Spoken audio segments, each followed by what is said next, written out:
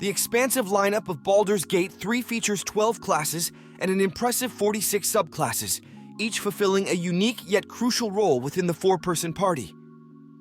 Even experienced D&D players might feel overwhelmed when confronted with the character creation screen, and this challenge is only intensified for those new to the realm of Faerun.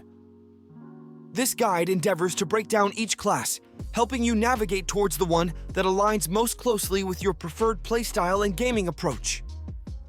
The goal is to ensure a memorable and heroic journey as you venture through the gates. The Barbarian class draws parallels with the fighter, but distinguishes itself by specializing in delivering potent bursts of damage while maintaining near invulnerability. Possessing the highest hit dice in the game, Barbarian's features synergize seamlessly with their role.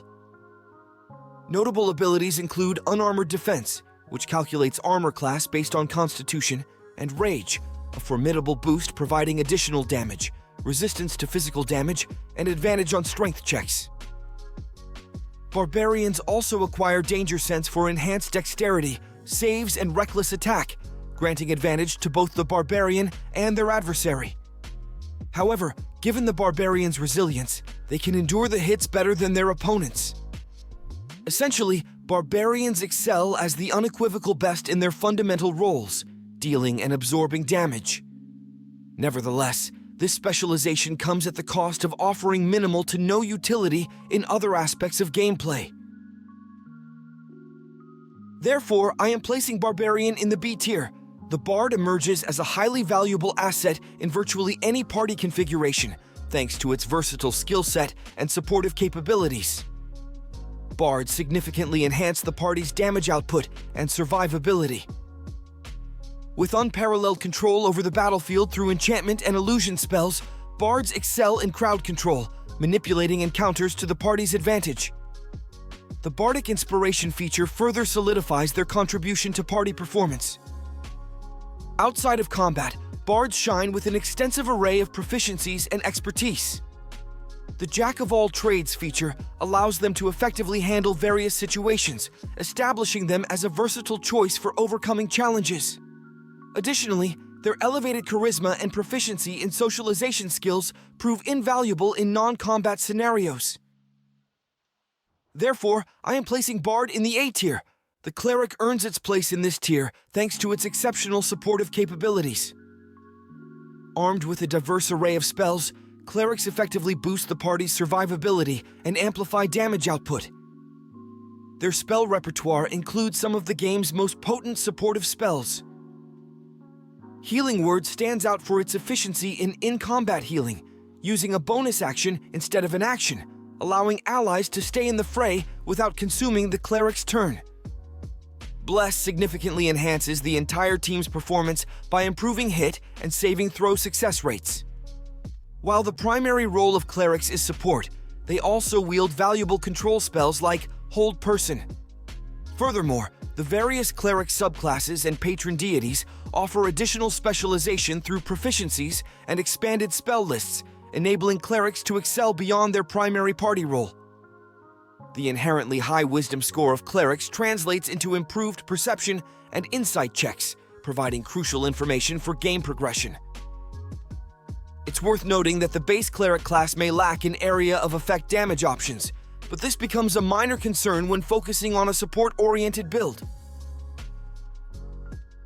Therefore, I am placing Cleric in the S tier. The Druid class revolves around two primary features: spellcasting and wild shape. While the Druid spell list may not be the most extensive or potent, it includes valuable control and support spells such as Spike Growth and Healing Word. However, there's a notable competition for concentration among their best spells. The defining feature of the Druid is Wild Shape, enabling them to transform into various animals twice per short rest. Each available animal form offers unique abilities and combat strategies. When Druids in animal form reach 0 hit points, they revert to their human form with the hit points they had before transforming. Depending on the Wild Shape, this can provide a significant boost to their overall hit points. It's worth mentioning that Druids can largely overlook physical ability scores, adopting the strength, constitution, and dexterity of the animals they transform into. The elevated wisdom score inherent to druids also enhances their perception and insight checks, offering valuable information for progressing through the game. Therefore, I am placing Druid in the B tier. Fighters stand out with remarkable durability and damage potential, establishing them as a dependable class choice. The self-healing ability, Second Wind, proves to be a valuable asset, allowing fighters to sustain themselves with a bonus action and replenishing after a short rest. Action Surge, another feature available after a short rest, adds a significant damage boost, especially when strategically combined with crowd control tactics and party setup. Fighters also have the option to specialize in one of 6 fighting styles, each offering distinct bonuses. These styles contribute to either enhancing durability or increasing damage output, adding a layer of versatility to the class. Overall, the fighter's features are characterized by their simplicity, reliability, versatility, and quick recharge rates. Therefore, I am placing Fighter in the A tier. The Paladin stands as a formidable force, excelling in offensive, defensive, and supportive capabilities. They exhibit the ability to heal, buff allies, deliver potent damage, and serve as bastions of durability. Lay on Hands provides consistent healing, and the Paladin's smites can be devastatingly effective against single targets in combat. With one of the few taunt mechanics in the game, they can use Compelled Duel to draw enemy aggression. However, the Paladin's strength comes with a unique roleplay restriction. Committing to a specific oath entails adhering to a code of conduct, and violating its stringent rules leads to the loss of the subclass. This adds a layer of complexity, making Paladins less predictable in situations where their oath might clash with the group's interests or strategies. Nevertheless, this constraint also enhances the Paladin's appeal for those who relish the roleplay aspect of the game. Therefore, I'm placing Paladin in the A tier. The Ranger class has experienced substantial revisions from its tabletop counterpart, aimed at enhancing its utility and combat effectiveness, and these changes have, for the most part, proven successful. The class shines in specific scenarios, with the Beast Tamer subclass introducing a distinctive animal companion mechanic. Regrettably, despite its blend of martial striking abilities and spellcasting, the Ranger falls short of excelling in either category or effectively integrating these aspects to rival pure martial or casting classes. The limited applicability of many of its core features further diminishes the subclass's overall impact. Therefore, I am placing Ranger in the C tier. A valuable addition to any party, the Rogue brings exceptional burst damage potential when played strategically. The Sneak Attack ability can deliver a substantial damage boost, contingent on gaining advantage over foes or positioning allies effectively. Consistently landing critical hits further amplifies the Rogue's damage output, as sneak attack dice are doubled in such instances. The Cunning action feature provides the Rogue with remarkable mobility, allowing them to navigate in and out of combat swiftly with increased movement, albeit at the cost of a bonus action.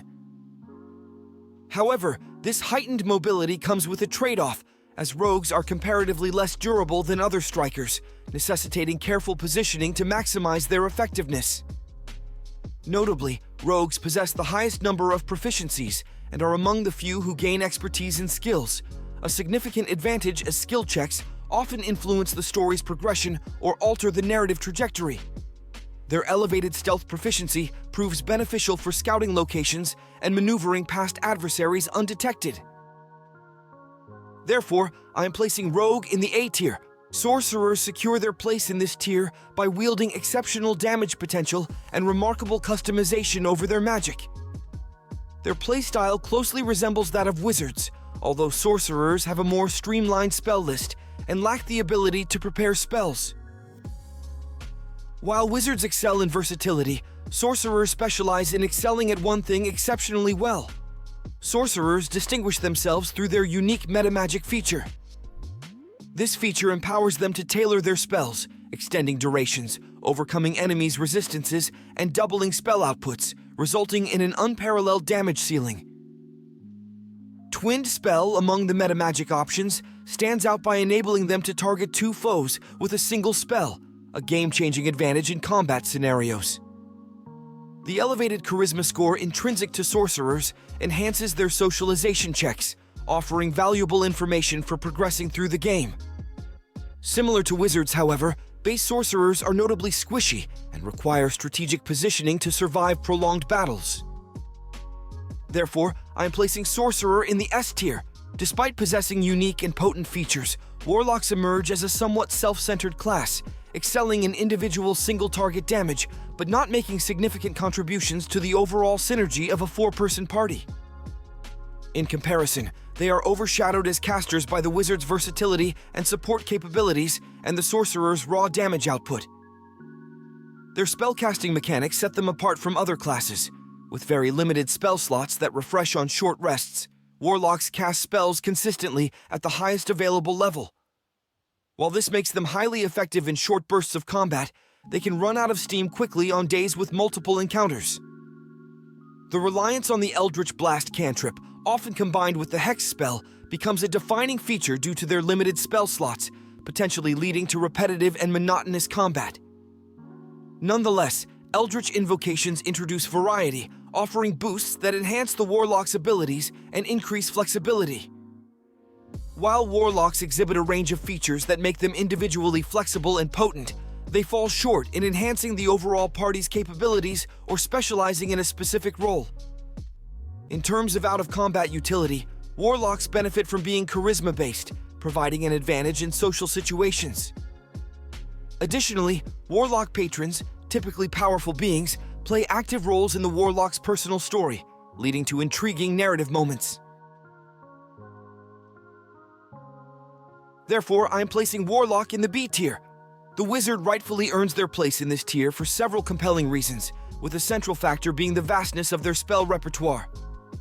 With the game's largest spell list, wizards are prepared spellcasters capable of adapting their spells on the fly.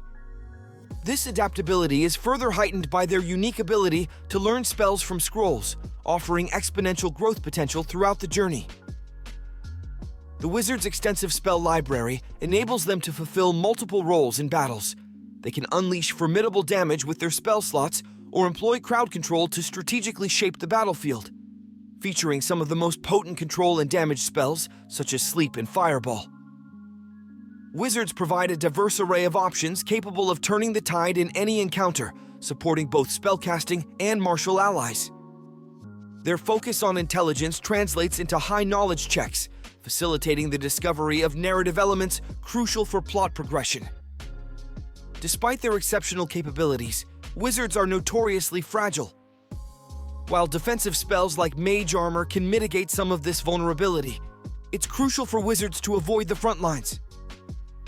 Strategic positioning becomes paramount in ensuring the wizard's survival and effectiveness. Therefore, I am placing Wizard in the S tier. The video ends here.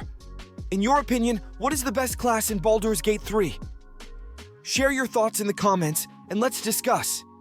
See you in another video. Don't forget to subscribe.